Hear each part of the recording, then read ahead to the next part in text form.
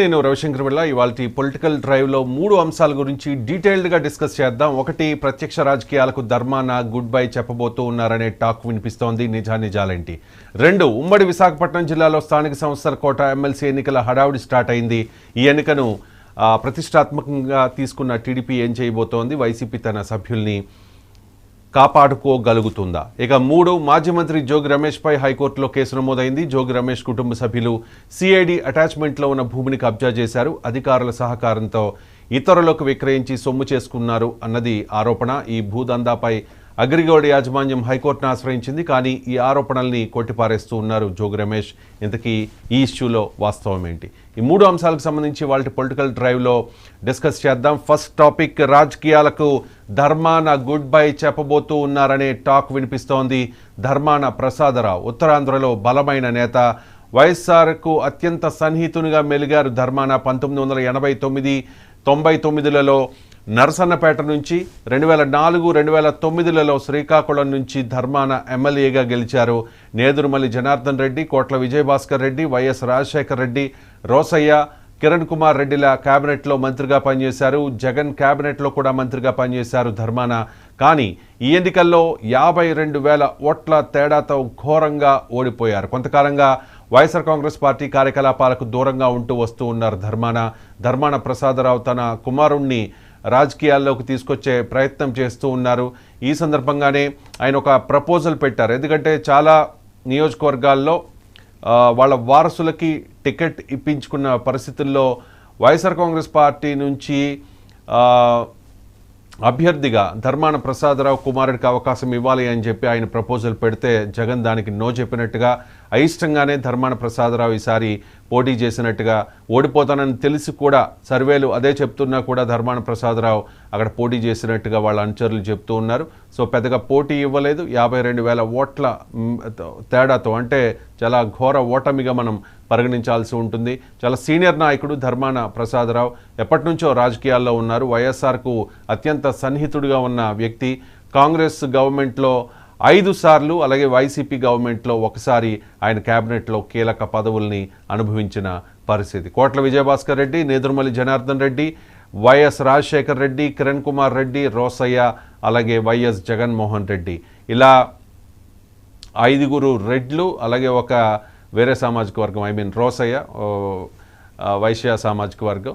So ఇలా రెడ్డి సామాజిక వర్గానికి చెందిన నాయకుల అధికారంలో ఉండగానే ఆయన కీలక బాధ్యతలు చేపట్టిన పరిస్థితి. కానీ 2012 తర్వాత ఆయన జగన్ వెంట నడిచారు వైఎస్ఆర్ కాంగ్రెస్ పార్టీలో.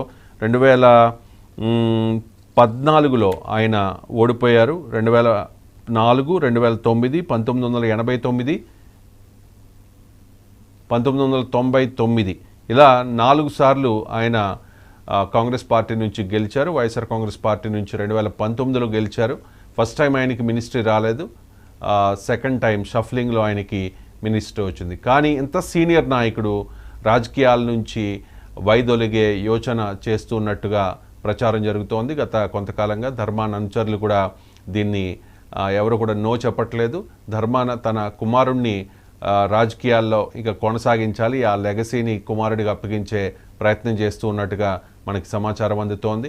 అదే జరిగితే ఏ పార్టీలో ఉంటారు అన్నది ఇక్కడ ఇంపార్టెంట్. అసలు ధర్మాన ప్రసాదరావు ప్రత్యక్ష రాజకీయాలకు దూరం కావాలి అనుకున్నారు అంటే ఆయన వైసీపీలో ఇక ఇమడలేక, ఈ మధ్యకాలంలో మనం చూస్తూ ఉన్నాం వైఎస్ఆర్ కాంగ్రెస్ పార్టీ చాలా కార్యక్రమాలు చేస్తోంది. ఆ కార్యక్రమాలన్నిటికీ కూడా ధర్మాన ప్రసాదరావు అండ్ ఆయన అనుచరులు కూడా చాలా దూరంగా ఉంటున్న పరిస్థితి కనిపిస్తోంది. ధర్మాన అడుగులు ఎటువైపు అనే దాని మీద మా రీజనల్ కోఆర్డినేటర్ కిరణ్ మనతో కనెక్ట్ అయి ఉన్నారు. కిరణ్, ఈరోజు మనం చూస్తున్నట్టయితే వైఎస్ఆర్ కాంగ్రెస్ సీనియర్ నేతలందరూ కూడా పార్టీని వీడే పరిస్థితి ప్రధానంగా కనిపిస్తున్నది. ఈ నేపథ్యంలో ఈరోజు ఉత్తరాంధ్ర జిల్లాకు సంబంధించి సీనియర్ నేత, శ్రీకాకుళం జిల్లాకు సంబంధించి ధర్మాన ప్రసాదరావు పేరు చెప్పగానే ఆ ప్రాంతానికి సంబంధించి ప్రధానంగా 2 వర్గాలు, ఒకటి కుంజరపు ఫ్యామిలీ, మరొకటి ధర్మాన ఫ్యామిలీ. ఈ 2 ఫ్యామిలీలే ఎప్పుడు కూడా చాలా కీలకంగా చూస్తారు. ఈ నేపథ్యంలో ఇదే సీనియర్ నాయకుడిగా వైఎస్ఆర్ కాంగ్రెస్ పార్టీ నుంచి ధర్మాన ప్రసాదరావు 6 సార్లు ఉన్నటువంటి ఏదైతే ఎన్నికల్లో ప్రవర్తించినటువంటి 30 సంవత్సరాల రాజకీయ ప్రస్థానానికి ఇటీవల జరిగినటువంటి 2024 ఎన్నికల్లో తాను ప్రత్యక్ష రాజకీయాల నుంచి తప్పుకుంటానని చెప్పి ఆ పార్టీ అధినేత జగన్మోహన్ రెడ్డి స్పష్టం చేసినప్పటికీ కూడా ఈసారి పోటీ చేయాలని చెప్పి ఆదేశించడంతో పోటీలో నిలబడటం, శ్రీకాకుళం జిల్లా నుంచి ధర్మాన ప్రసాదరావు కంటెస్ట్ చేసి శంకర్ ఎవరైతే శంకర్ అనేది ఒక కొత్తగా వచ్చినటువంటి ఒక వ్యక్తి చేతిలో అనూహ్యంగా ఓటమి పాలు కావడం, దాదాపు 52,503 దగ్గర వచ్చిన నేపథ్యంలో ధర్మాన ప్రసాదరావు చాలా మనస్తాపానికి గురైన పరిస్థితి. ఒక రాజకీయ దురంధరుడిగా పేరున్నటువంటి ధర్మాన ప్రసాదరావు ఆది నుంచి మనం చూస్తున్నట్టయితే పలు క్యాబినెట్ హోదాల్లో పనిచేసిన ధర్మాన ప్రసాదరావు ఓటమి పాలు కావడంతో ఆయన ఆ పరిస్థితిని జీర్ణించుకోలేకపోయినట్టుగా తెలుస్తుంది. ఈ నేపథ్యంలో వాళ్ళ అబ్బాయి ఎవరైతే ఉన్నాడో ధర్మాన రామ్ మనోహర్ నాయుడు తాను కూడా ప్రత్యక్ష రాజకీయాల్లోకి రావాలని చెప్పి వైఎస్ కాంగ్రెస్ చెప్పడం, ప్రధానంగా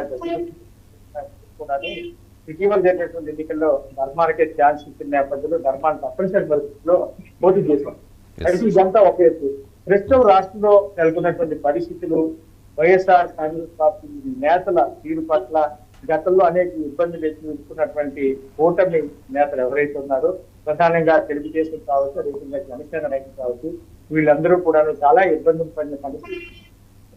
ఈ నేపథ్యంలోనే అక్కడ పరిస్థితులు ప్రత్యక్షంగా మనం చూస్తుంటే అనేక చోట్ల తమపై ప్రత్యక్ష దాడులకు తీసుకున్నారని చెప్పి వైఎస్ఆర్ కాంగ్రెస్ పార్టీ నేతలు కూటమి ప్రభుత్వం మీద, కూటమి నేతల మీద ఆరోపణలు ఎత్తుతున్న పరిస్థితి. వాస్తవాలు ఏవైనప్పటికీ కూడా ఈరోజు రాజకీయాలు అనూహ్యమైన మళ్ళీ ఇక్కడ పాయింట్ ఏంటంటే మనం కాస్త డైవర్ట్ అవుతున్నాం కిరణ్. ఇక్కడ పాయింట్ ఏంటంటే వైఎస్ఆర్ కాంగ్రెస్ పార్టీలో చాలా కీలకంగా ఉన్న నేతలు, పార్టీకి వెన్ను దన్నుగా ఉన్న నాయకులు ధర్మాన ప్రసాదరావు, అలా ఇంకా ఇంకా ఇంకా చాలామంది నాయకులు ఉన్నారు. రీసెంట్గా మనం చూసాం కిలారు వెంకటరోసయ్య గుంటూరు పార్లమెంట్ అభ్యర్థిగా పోటీ చేసి ఓడిపోయారు. 2019 ఎన్నికల్లో పొన్నూరు ఎమ్మెల్యే కూడా. సో అంటే ఉమారెడ్డి వెంకటేశ్వర్లు వాళ్ళ అల్లుడు ఆయన. కాపు సామాజిక వర్గంలో కూడా బలమైన నాయకుడు వెంకటేశ్వరరావు, ఉదాహరణకు చెప్తూ ఉన్నా. నెక్స్ట్ మద్దాలగిరి, ఇంకా చాలామంది నాయకులు వైఎస్ఆర్ కాంగ్రెస్ పార్టీని వీడే యోచనలో ఉన్నట్లుగా ప్రచారం జరుగుతోంది. రీసెంట్గా మనం చూసాము ధర్మవరం మాజీ ఎమ్మెల్యే గుడ్ మార్నింగ్ ధర్మవరం అంటూ ఒక రకమైన సోషల్ మీడియా సెన్సేషన్ అయిన కేతిరెడ్డి వెంకటరమణారెడ్డి ఆయన కూడా జగన్ని కాస్త విమర్శిస్తూ కూటమి ప్రభుత్వానికి ఫేవర్గా మాట్లాడిన పరిస్థితి. కూటమి ప్రభుత్వానికి కాస్త సమయం ఇవ్వాలి కదా అని చెప్పి జగన్కే చురకలండించారు ఇండైరెక్ట్గా ఆయన. ఇంకా చాలా విషయాల్లో పవన్ కళ్యాణ్ని తిట్టడము, సినీ ఇండస్ట్రీ మీద జగన్మోహన్ రెడ్డి కక్ష సాధించుకోవడము, ఇవన్నీ కూడా చాలా మైనస్ చేశాయి వైసీపీకి అని చెప్పి ఆయన ఓపెన్గా చెప్పిన పరిస్థితి. వాస్తవంగా చెప్పాలంటే ఇవి నిజమే. పవన్ కళ్యాణ్ టార్గెట్ చేయడం, సినీ ఇండస్ట్రీ మీద పవన్ కళ్యాణ్ని టార్గెట్ చేసే క్రమంలో సినీ ఇండస్ట్రీని టార్గెట్ చేయడం, ఇవన్నీ కూడా మెగాస్టార్ చిరంజీవి విషయంలో కూడా ఆయన అమర్యాదపూర్వకంగా ప్రవర్తించారనే ఒక ప్రచారం జరగడం, ఇవన్నీ కూడా వైసీపీకి ఘోరాతి ఘోరమైన ఫలితాలు రావడానికి, ఆ పార్టీ పవన్ కళ్యాణ్ భాషలో చెప్పాలంటే అధపాతాళానికి పడిపోవడానికి కారణమయ్యాయి. కేతిరెడ్డి అలాగే జక్కంపూడి రాజా జగన్మోహన్ రెడ్డి కోటరీ మీద ఆయన చాలా క్లియర్గా విమర్శలు చేశారు. ఇంకా కాసు మహేష్ రెడ్డి ఆయన కూడా మాట్లాడారు, అయ్యో ఇలా చేసి ఉండాల్సింది కాదు, మా దానిలో కొంతమంది నాయకులు అదుపు తప్పి నోటి దూలతో ఇలా మాట్లాడారు కాబట్టి అది వైసీపీకి నష్టము అని చెప్పేసి. ఇలా ఒక్కొక్కరిగా రియలైజ్ అవుతున్న క్రమంలో వైఎస్ఆర్ కాంగ్రెస్ పార్టీలో ఉంటే ఇక భవిష్యత్ ఉండదు అని చెప్పి ధర్మాన్ని అనుకున్నారా? ఒకవేళ అలా అనుకుంటే ఆయన ప్రత్యక్ష రాజకీయాలకు దూరం అయిపోతే వాళ్ళ అబ్బాయి మనోహర్ నాయుడు మీరు చెప్తున్నట్టుగా ఏ పార్టీలకు వెళ్ళే అవకాశం ఉంది? అక్కడ ఉన్న ఈక్వేషన్స్ ఏ రకంగా ఉన్నాయి? ధర్మాన ప్రసాదరావు సుదీర్ఘకాలం పాటు కాంగ్రెస్లో ఉన్నారు. ఆయన కాంగ్రెస్ వాది. సో రాజకీయాల్లో ఏదైనా సాధ్యమే, ఎప్పుడు ఏ పార్టీలో ఉంటారో తెలియదు కాబట్టి అక్కడ ఎటువంటి ప్రచారం జరుగుతోంది దీనికి సంబంధించి? ఇందాక నేను పాయింట్ చెప్పబోతున్నాను. ఏంటంటే సాధారణంగా పార్టీ ఏదైతే ఓటమి పాలైనప్పుడు విమర్శ అనేది సర్వసాధారణంగా నాయకులు చేస్తున్న పరిస్థితి. గతంలో మనం చూసుకున్నట్లయితే టీడీపీకి సంబంధించి ప్రధానంగా ఇప్పుడు మంత్రిగా ఉన్నటువంటి వ్యవసాయ శాఖ మంత్రిగా ఉన్నటువంటి శ్రీకాకుళం జిల్లాకు చెందినటువంటి ఎవరైతే ఉన్నారో మనం చూసుకున్నట్లయితే అచ్చెన్నాయుడు గతంలో టీడీపీకి చాలా విమర్శించిన పరిస్థితి. ఇలాంటివి సర్వసాధారణంగా ఉంటూనే ఉంటాయి. పర్టికులర్ గా ఓటమి పాలైన తర్వాత మేము విచారంగా ఓడిపోయాము, పార్టీ అధినాయకత్వం లోపము లేకపోతే అనేక విమర్శలు ఉంటూనే ఉంటాయి సర్వసాధారణంగా. ఇవన్నీ కామన్. అయితే పర్టికులర్ గా మీరు చెప్పినట్టుగా ఇది ట్రూ. ఎందుకంటే చాలా మంది నాయకులు వాళ్ళ ఆత్మవిమర్శ చేసుకుంటూ ఏదైతే తాము చేసినటువంటి తప్పిదాలను మరొకసారి రిపీట్ చేసుకుంటూ ఈ తప్పిదాల వల్ల మేము ఓటమి పాలైపోయామని చెప్పుకునేది బహిరంగ రహస్యం. ఇది అందరికీ తెలిసిందే. గత పార్టీలు మనం చూసుకున్నట్టయితే టీడీపీ కూడా అలాగే చేస్తుంది. ఇప్పుడు వాళ్ళు సెక్రటరీ అధికారంలోకి రావడం జరిగింది. ఇక మనం చూసుకున్నట్టయితే ధర్మాన ప్రసాదరావు దాదాపు 66 సంవత్సరాల రాజకీయ ప్రస్థానం, దాదాపు 66 సంవత్సరాల వయసు ఉన్నటువంటి వ్యక్తి రాబోయేటువంటి 2029లో మళ్ళీ తను పోటీ చేయాలంటే సామర్థ్యం సరిపోదు. ఎందుకంటే వయసు మీద పడుతుందనే కారణంతోనే మళ్ళీ తన రాజకీయ వారసత్వాన్ని కొనసాగించాలంటే తన కొడుకు రామ్ మనోహర్ రాయన్ని తీసుకురావాలని చెప్పి ప్రత్యక్ష రాజకీయాలకు ఒక ఆలోచన చేయడం జరిగింది. ఈ నేపథ్యంలోనే 2019 తర్వాత రాబోయే ఎన్నికల్లో తను పోటీ చేయడం కూడా చెప్పడం జరిగింది.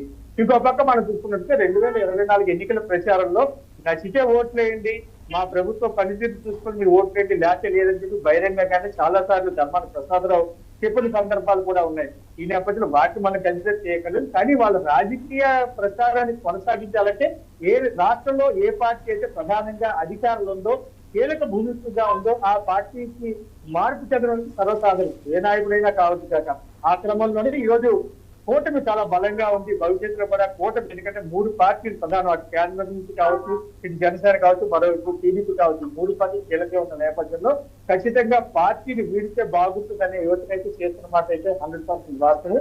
దీనికి సంబంధించి ఏదైతే ధర్మాన అనుచరగణం ఉందో వాళ్ళందరూ కూడా అదే మాట చెప్తున్నారు. ఖచ్చితంగా జనసేనలోకి వెళ్తే బెటర్ గా ఉంటుంది అనేది. ఎందుకంటే టీడీపీకి అయితే మాత్రం వాళ్ళకి ఛాన్స్ లేదు. ఎందుకంటే అక్కడ మనం చూస్తున్నట్లయితే ఎర్రనాయుడు ఫ్యామిలీ మొత్తం కుటుంబ సభ్యులందరూ కూడా అక్కడ చాలా బాగా వెళ్తున్నారు.